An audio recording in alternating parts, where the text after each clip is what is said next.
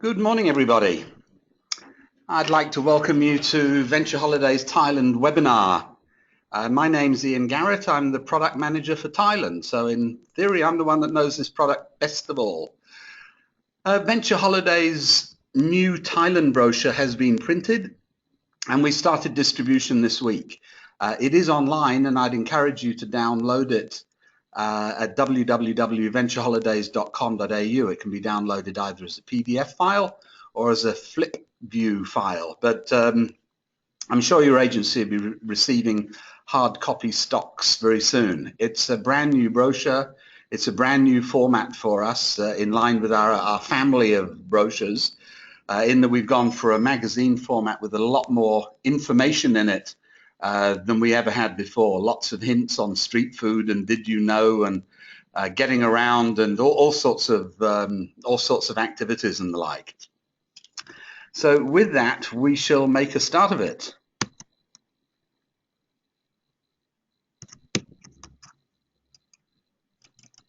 Oops, excuse me, I clicked twice instead of once. Just want to give you a quick tour of what we're going to be covering today. What we offer, the destination breakdown that we have. I've got some top picks on hotels in prime areas for you, some family recommendations as well, hints and tips. Now, for those that are geographically challenged, I'm pointing to Bangkok, which is the capital of Thailand on the Gulf of Siam, or Gulf of Thailand. And just as a quick whiz around, we've got to the right-hand side of that, we have Pattaya. To the left-hand side of that, we have Chiang and Hua Hin. Moving further down south, we've got Khao Lak up here, Phang Krabi down here, the island of Phuket here, all important. Phi Phi Island just a little bit further down there. And over on this side, very importantly, Koh Samui, Koh Phangan, Koh Tao, and then heading all the way north through the Central Plains up to the mountains in Chiang Mai, gateway to the Golden Triangle here in Chiang Rai, Mae Sai, Mae Hong Son. So that's a quick geographical overview of Thailand. As you'll see, it's a very long country, but really quite diverse. So what does Venture Holidays offer? A full range of accommodation in the form of hotels, resorts, villas, transfers, sightseeing. We've got a whole bunch of overnight tours and extended touring as well. So if you've got clients that want to do a 5-day, 6-day tour from Bangkok up to the north or down to the south or whatever, we do have product. It may not necessarily be loaded in the brochure, but we do have product in the system and available to you. Getting to know Bangkok. Bangkok is a fantastic, vibrant, super vibrant city. I mean, it's just an amazing place to visit. I mean, I'd strongly recommend if you've got clients going to the south to Phuket or Koh Samui, stopover in Bangkok is really good fun. I mean, it's such an exciting place. The traffic there is legendary and it's not understated. It is a challenge. So that's why it's important in Bangkok, especially important in Bangkok, to be located in the right place. So location is vital, and the maps in our brochure highlight the best areas that we feel are the best areas to be located in, which is primarily around stations for the BTS SkyTrain and the MRT subway underground. Access to the BTS will really make a client stay in Bangkok much, much more convenient. It's the easy way to go around. But taxis are plentiful, and outside of rush hours, morning and night, it's not too bad. Taxis are metered, they're generally clean and reliable, etc., etc. But your clients, of course, may need some guidance from the hotel if they're wanting to go to a specific address, because there's every likelihood your taxi driver will not be fluent in English. There is an airport link from Suvarnabhumi Airport, which is the main international airport, into Bangkok, but quite honestly, I don't recommend it for a variety of reasons. Most of the trains are not express. They stop at a squillion stations along the way. Secondly, despite it being an airport link, it's not really convenient for baggage and the like. So when you actually get to the main terminal in downtown Bangkok, you've got to negotiate stairs and unfriendly things like that. There's not a clean interlink with the BTS SkyTrain, and very often you get into central Bangkok and you've got to take a taxi anyway. So by the time you've figured out a fare for 2 people on the airport link, you might as well just get a taxi from the airport, or better still, use our meet and greet and transfer service. Suvarnabhumi Airport, as I mentioned, is the main gateway into Thailand. The airport is huge. Unlike others that you may have been to, there are no satellite terminals at Suvarnabhumi Airport, which means that sometimes you can get off at a gate and it's a half-kilometre walk to immigration or to the baggage hall, sometimes even longer. So, if you've got guests that are challenged as far as mobility is concerned, I'd recommend that you ask for assistance and wheelchair access, in which case their assistance is given, and they do have electric buggies that will help challenged clients get to the immigration baggage hall areas. The secondary airport in Bangkok is the old international terminal called Don Muang, over the other side of the city. Don Muang is now the hub for low-cost carriers. So that means if you're flying on AirAsia or Nok Air, Thai Air Asia, Thai Tiger, or any of the low-cost carriers, that's where they're going to go in and out of. Whereas the international carriers, Qantas, Singapore Airlines, Thai International, Malaysian, Bangkok Airways, etc., are going to go in and out of Suvarnabhumi Airport. So the thing to be aware of is that if you've got clients that is, say, coming in on AirAsia on a domestic flight to connect with an international flight, or vice versa, they're going to have to travel right the way across the city of Bangkok to get from one airport to the other, and they're going to have to lug their cases with them. There's no interlining of baggage. So really it is quite important to know which airport you are going into and out of.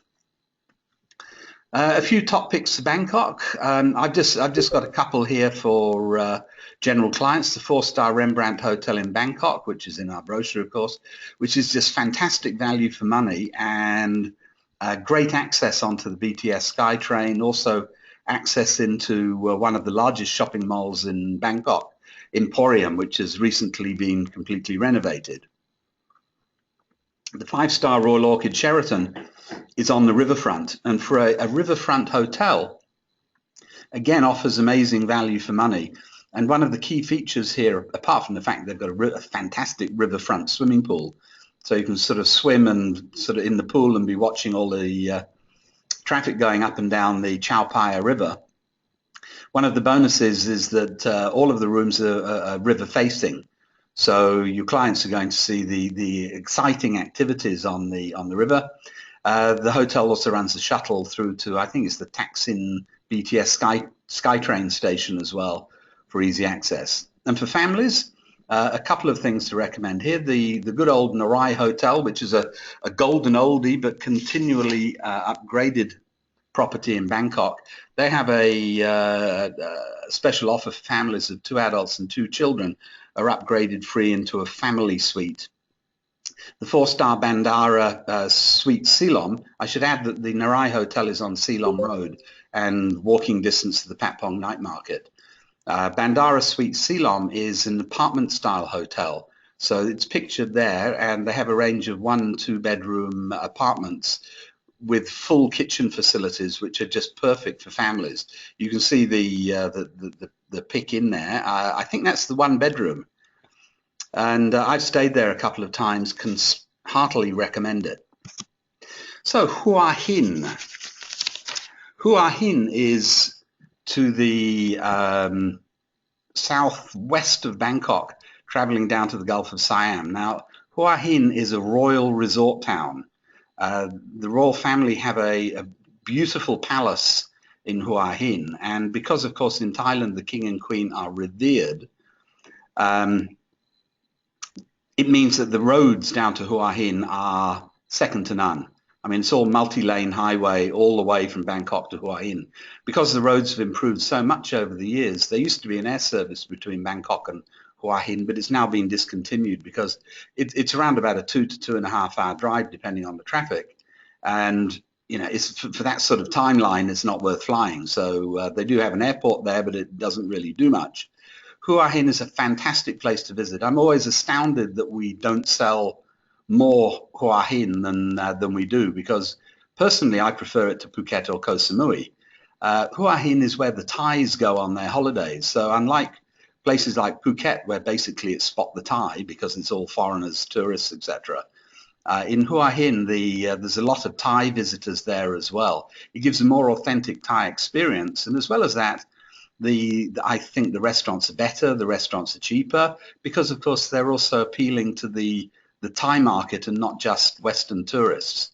There's fantastic beaches, good shopping, nice markets, fantastic seafood. There's a couple of shopping malls, a whole stack of golf courses. So Hua Hin has a great deal to offer.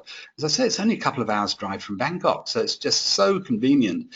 Beautiful hotels there. So I would really recommend that you consider Hua Hin as an alternative for resort clients. Now, quick guided tour of Phuket as we move on.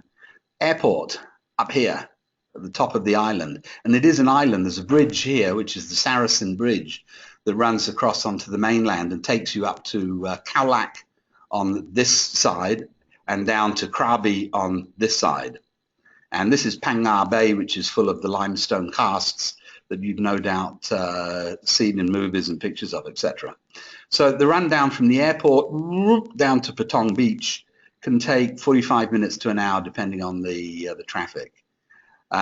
So we have Patong Beach here, moving further south, KARON Beach, KATA Beach, Nai Han further south, moving north from Patong Beach, KAMALA Beach, one of my favorites, BANGTAO Beach, which is also home to Laguna Phuket, and I'll be talking more about Laguna Phuket in a few minutes. And Phuket City, Phuket Town is right over here. Now there's a wonderful shopping mall in Patong Beach called Jungsilon Shopping Centre, but if that's not enough for you, there are more shopping malls, etc. available in Phuket Town itself. Getting to know Patong Beach. Patong is the frenetic heart of Phuket, and I guess it is. I mean, it's a busy place. It is busy. Beautiful beach, sometimes a bit crowded, lots of bars, restaurants. It's got everything that you want. But as I say, it can be frenetic, and it's also the gateway to sort of Phi Phi Island, Koh Yao Yai, etc. Patong is, you know, where you've got sort of singles, people wanting nightlife. This is where they need to be. If you've got sort of young families, honeymooners, perhaps you might want to consider another area. But by and large, the bulk of the business to Phuket still goes to Patong Beach. But it is a pretty area, a pretty busy area to visit these days. There's a famous strip through the centre of Patong that runs from the beachfront road through to the second road, 500-year road it's called, is Soi Bangla, and at night time that's close to traffic, and that's where you've got sort of girly bars, ladyboy bars, regular bars, more shopping, restaurants, nightclubs, and the like. It's worth pointing out that in Patong, the majority of the hotels are not on the beach. There are only 3 hotels in the whole of Patong that are actually on the beach, and the rest of them are either directly opposite the beach, with the main beachfront road separating them, or set back further. The 3 hotels that are directly on the beach are the Patong Bay Garden, which is closing later this year for renovations, La Flora Patong, and both of these 2 are in our brochure, and the Impiana Resort. And aside from that, everything, as I say, is either opposite the beach or off the beach completely. But there are alternatives to Patong. KARON and KATA Beach. And KARON and KATA are wonderful alternatives to Patong. Far more laid back, very friendly, less crowded, less frenetic. Still a good range of shopping, good range of restaurants. I mean, the stuff that you see in the shops in KARON and KATA is exactly the same as the stuff that you see in the shops in Patong. There's just more of it in Patong. as I say, good restaurants, good shops, but the beaches are far less busy than you would find in Patong. So it's a much more laid-back, restful, relaxing experience. Um, Lots of things to do there apart from the beach, etc. I mean, the snorkeling, there's spas, some massage, there's markets, all sorts of activities. Uh, Out of the two areas, I personally prefer KATA Beach, and that is because it's a beautiful bay, and there's a little island, and I can't remember the name of the island, set just off the coast, and it's framed in the centre of this bay. I mean, it would have been you couldn't have positioned it better if you tried. So KARON and KATA beaches, great alternatives. Also to the north of Patong, KAMALA Beach, BANGTAO, and Laguna Phuket. KAMALA Beach is a quaint fishing village. There's an increasing number of hotels there, but I just love this place. It's just so relaxed, and little funky restaurants and funky bars, and very relaxing pace. And at the end of it, you're about 15 minutes drive from Patong. So if you want to have a night out and have some action for a change, then it's 15 minutes drive in the car. It's nothing. Moving further north, Bangtao Bay. There are hotels directly on Bangtao Bay, but the main feature of Bangtao Bay is Laguna Phuket. Laguna Phuket, for those, if you haven't been there and seen it, but you've been to Bali and you've seen Nusa Dua, it's like Nusa Dua, but in Thailand. So it's an integrated resort complex. The whole area used to be open cast tin mine, and it was bought by a Singaporean company, I don't know, at least 20 years ago, and restored and to this international hotel complex. So there's a whole series of five-star hotels, beautifully landscaped gardens, lots of lagoons, which used to, of course, be the open cast tin mines. Being an integrated resort, you can stay at one of the hotels and visit any of the others and charge back to the hotel where you're actually staying.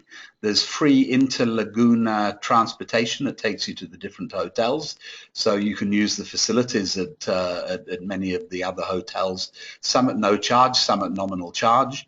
And there's also, this shuttle takes you also to the Canal Village shopping centre, where there's shops, restaurants, bars, etc., and also to the Par 71 Laguna Phuket Golf Club. Some top picks for Phuket. The 4.5-star Amari Phuket, pictured on the right, reopened last year after a major renovation. They've got some nice multi-bedroom apartment-style accommodation for families as well. But to me, I like the Amari Phuket because it's at the southern end of Patong Bay, so it's directly out of the action, but you're directly in it in a matter of minutes as well. One of my all-time favorites, the 4.5, 5-star Kata Thani Phuket Beach Resort, directly on Kata Beach. It sounds a bit funny saying 4.5 to 5-star. The hotel has two wings. The Buri wing, which is set back from the beach, I'd rate at 4.5 stars, and then the main wing of the hotel is called the Thani wing, and that's a 5-star. The hotel's upgrading constantly. And as an international 5-star, the Sentara Grand Beach Resort, Phuket. Now, I put KARON there because there are two Sentara Grand Beach Resorts in Phuket. There's another one north, closer by to the airport. And this is, I want to reinforce that it's the KARON Bay one that I'm talking about. Just spectacular. I mean, you won't want to leave. Wonderful family facilities there as well, but great for honeymooners. The views are just spectacular over KARON Bay. For families, we've got the 4-star Charm Resort Phuket. And I'm getting ahead of myself on my notes here. They've got some excellent affordable family accommodation with mini kitchens, as well as 1- and 2-bedroom suites. So this is a really good family alternative for Patong. The 4-star Swiss Hotel Resort Phuket is in Kamala Bay, so that's to the north of Patong. It's off-beach, but extremely family-friendly, a good kids club, and importantly, they've got a range of 1-, 2-, and 3-bedroom deluxe suites, so multi-bedroom accommodation for families. And the 5-star Movenpick Resort and Spa, KARON Beach, We've got it pictured, but it appears that we've got pictured a bunk bed with a teddy bear on the lower bed. How cute! But the Movenpick is probably, I reckon, it has the best kids club in the whole of Phuket. They've got they call it the play zone, and it is a zoned area for different age groups. So they're not trying to whack 12-year-olds in with 4-year-olds. It's all zoned and appeals to different age groups. Beautiful grounds, multi-swimming pools directly across from the beach, fantastic F&B outlets, and as I say, the best kids club in Phuket, with a good choice of family accommodation and multi-bedroom accommodation as well. From there we move on to Koh Phi Phi and Koh Yao Yai. Koh in Thai means island. So when you hear Phi Phi Island, Yao Yai Island or Samui Island, it's got Samui, Koh Phi Phi, etc. It's the same thing. It just means island. So Koh Phi Phi is very famous for its pristine waters, for its coral for snorkeling, scuba diving, etc. And it's probably the most popular side trip that we do from Phuket. So, 3 to 4 nights is the average length of stay on Phi Phi Island. Rest and relaxation, water activities, unwind. I mean, it's a fabulous place to visit. Easy to get to with ferries or speedboats, depending on your time and budget. Koh Yao Yai is a large island off the eastern coast of Phuket, but it's fairly, as far as resorts are concerned, it's fairly uninhabited. The island is full of natural beauty, and they're keen to preserve their natural beauty and not see it sort of laid to waste by bulk tourism. So it's definitely a nice place to visit for, I suppose, southern Thailand's natural beauty. Khao Lak. Khao Lak is immensely popular with the Europeans between November and March, and it's becoming increasingly popular with the Australians during the April to October period. Now, the April to October period in southern Thailand, this part of southern Thailand, and this includes all of Phuket, is what the hotels choose to call the green season, which you and I might actually sort of more accurately term the rainy season. But it doesn't rain 24/7, and there are days where it will rain, just as it can happen anywhere. But quite typically during the rainy season, about 4 o'clock in the afternoon, the clouds over, there's a thunderstorm, the heavens open for an hour, then it dries off, and that's it, folks. But because of that, the hotels have fabulous 2-for-1 offers, upgrade offers, bonus night offers, all sorts of offers. And in Khao Lak, it offers a more natural alternative to mainstream Phuket. And many of the hotels there, like the KATA and the Merlin, have got sister properties in Khao Lak, where you can take your free bonus nights that you've earned in Phuket and use them in Khao Lak. So in other words, you can get a 2-center holiday, and all that you're going to be paying extra for is the transportation to and from. So beautiful areas there. It's close to Khao Sok National Park. It's close to the Lamru National Park. Great scuba diving. It's a very interesting place to visit. Again, sort of 3 or 4 nights, because there's not a great deal to do there, but it's still very, very pretty and lovely place to see. About 1 hour drive from Phuket Airport, just going in the opposite direction. KRABI and LANTA. So KRABI is on the in Phang Nga Bay, and Phang Nga Bay is renowned for its limestone casts. So the scenery is rugged, mountainous, quite spectacular. You can go from KRABI to Phi Phi Island as an alternative from Phuket. It used to be that people would go to KRABI for 3 or 4 nights as a side trip, but from Phuket. But increasingly, we're actually seeing people choose KRABI as an alternate destination to Phuket. So you can fly into Phuket Airport and drive. It's really not that far. You're talking, I guess, a couple of hours. Or alternatively, you can fly into KRABI Airport. It depends where your gateway into the Kingdom of Thailand is. But there is an airport at KRABI as well that serves the area.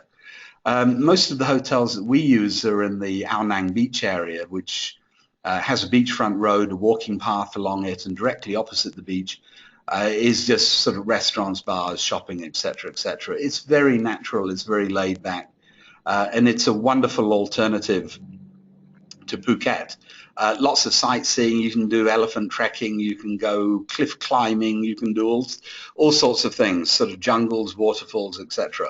Further south, there's the island of LANTA, which is a little bit harder to get to, but again, we can fix all of that for you. And it's unspoilt, rugged. It boasts not just a national park, but a national marine park at the southern tip of the island as well. Again, for a natural, beautiful experience. Now, we're going to move on to Koh Samui. We're covering a lot of ground today. Oops, sorry. And I just want to give you a quick rundown as to the geography of Koh Samui. Where my cursor is pointing is the airport.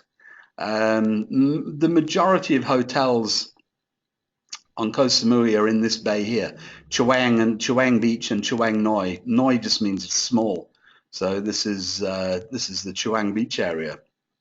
But also, there's quite a lot of hotels in the area of Chongmon, Tong Sai, Boput, Mainam.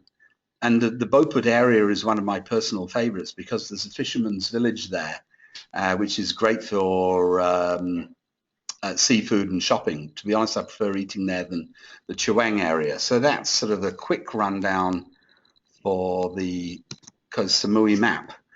Koh Samui, no high-rise in Koh Samui. It was, before tourism, it was basically a big coconut farm.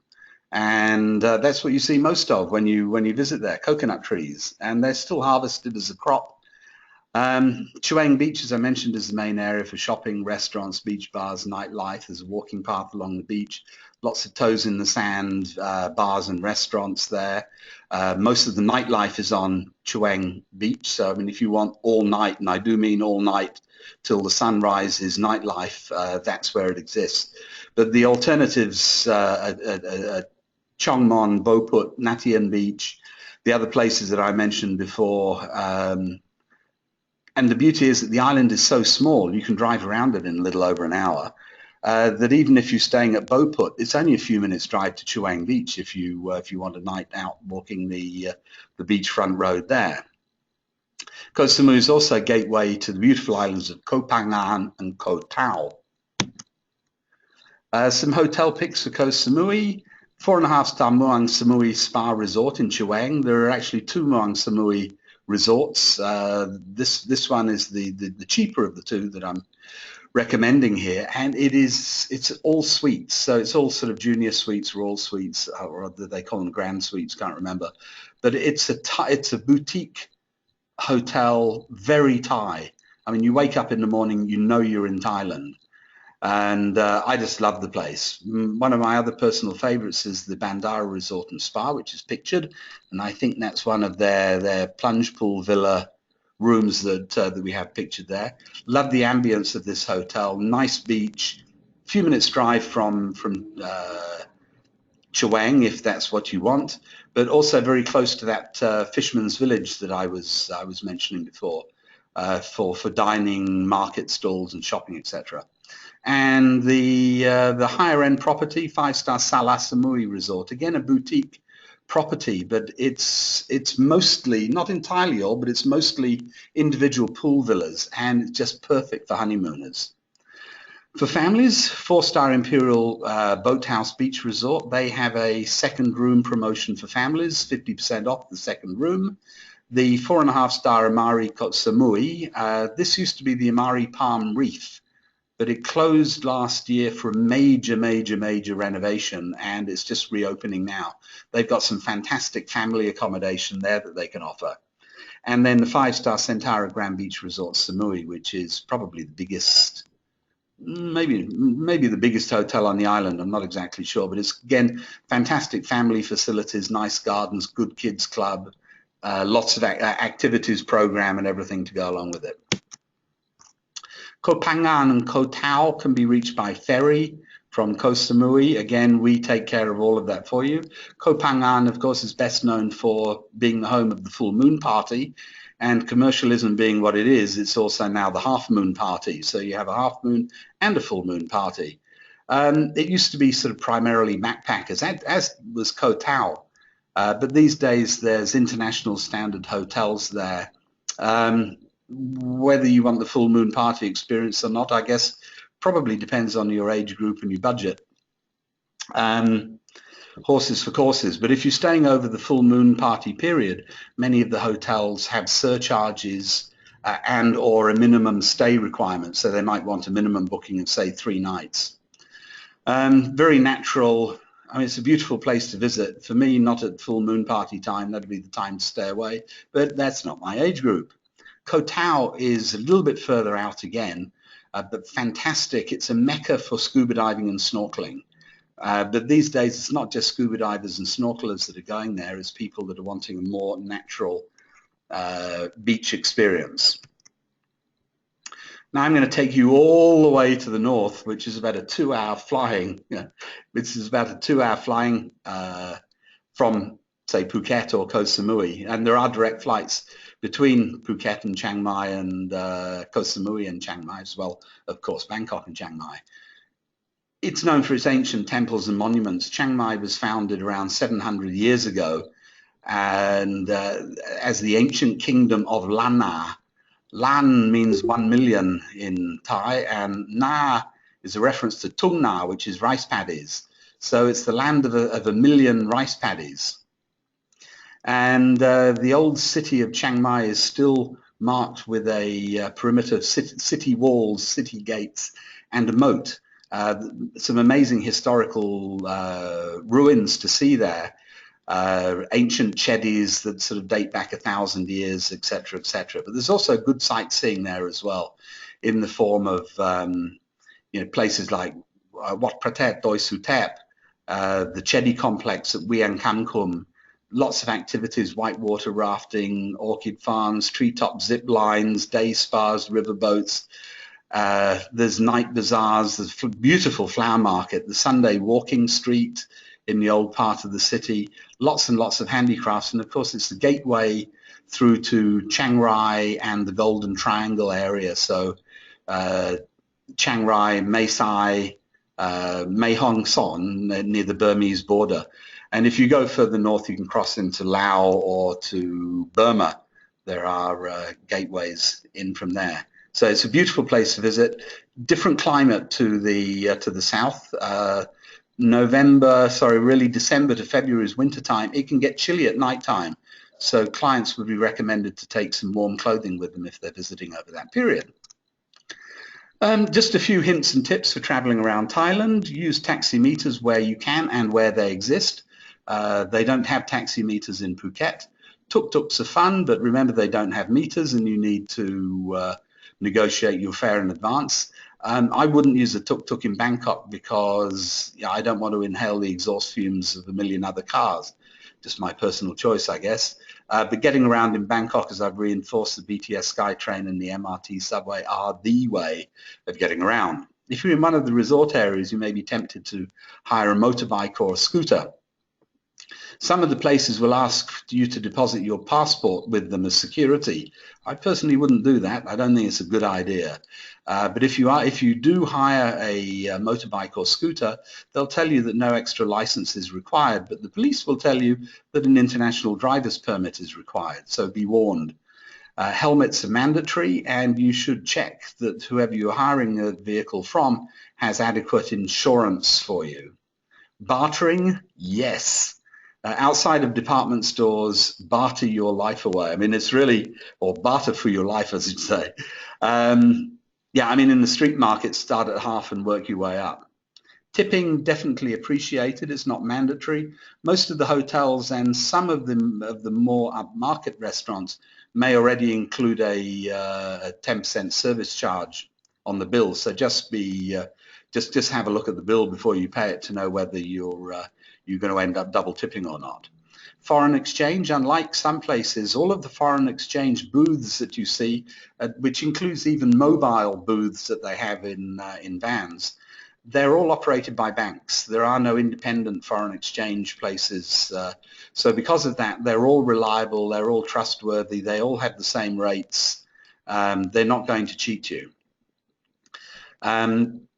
Banks are only open sort of during certain hours of the day, but you'll find that the booths are open for extended periods and over weekends, etc.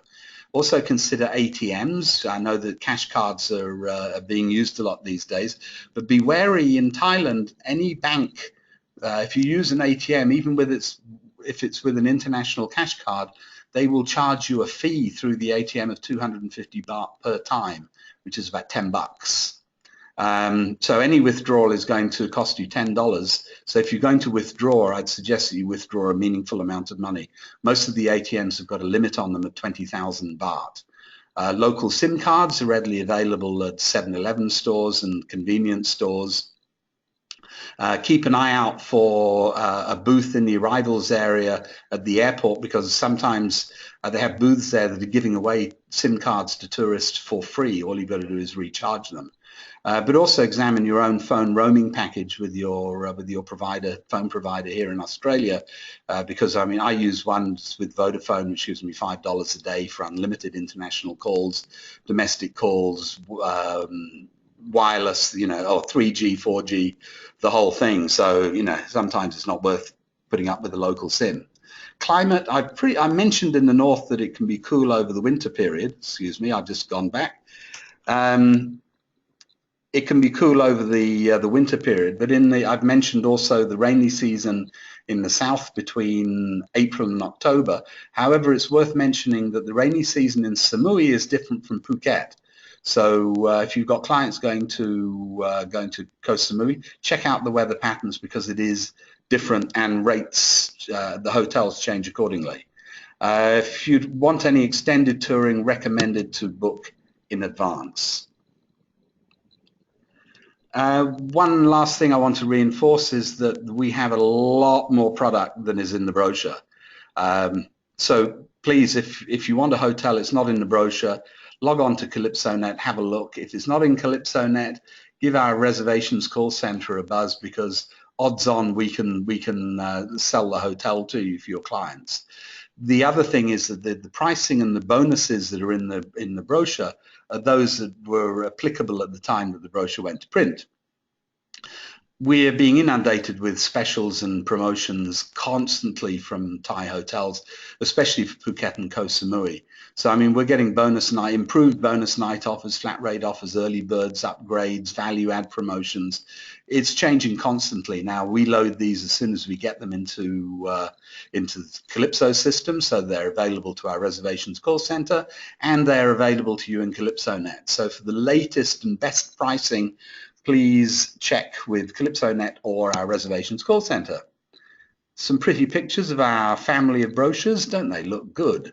And as well as all of the above, we're general sales agents for Acacia Africa, Fez Travel Turkey, and China Links Travel. So I'd just like to thank you very much for giving me your time. I'm sorry to run over by a few minutes. So much to say in such a short period of time. We've only scratched the surface of it, but I'm available for any questions if anyone would like to ask anything through the chat facility.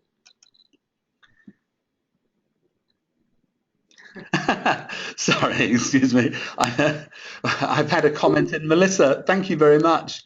Can you make me the presenter? You reckon you do a better job? So thank you very much.